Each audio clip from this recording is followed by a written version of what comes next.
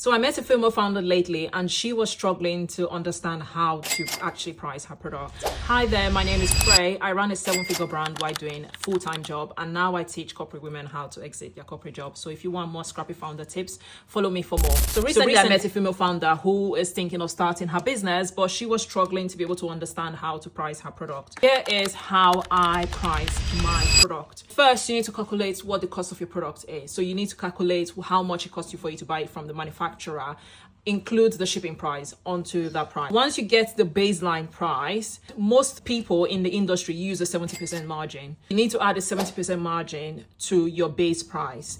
But here's where it gets interesting. After calculating that 70% margin on your base price, you need to do market research to see how much your competitors are charging for the exact same product or the exact same service. That way, to give you a gauge of if you're undercharging or if you're overcharging, and then you can sort of like rebalance your price. Here are 2 mistakes that I made when pricing my product. Pricing what I thought I would pay for the product or service. What you will pay may be slightly lower, but that is not what the market will be able to accommodate.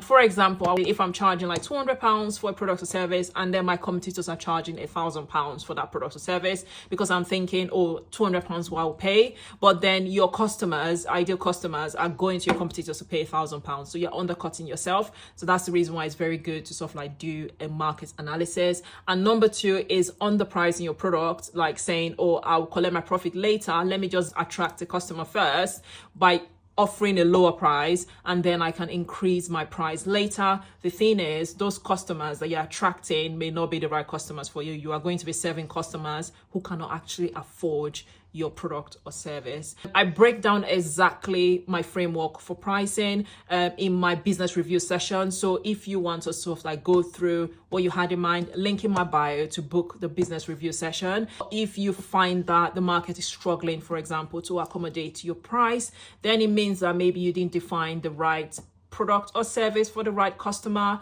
I do sort of like offer a guide on how to identify your ideal customer. It's a free guide, link in my bio to download. If you want more Scrappy founder tips, follow me.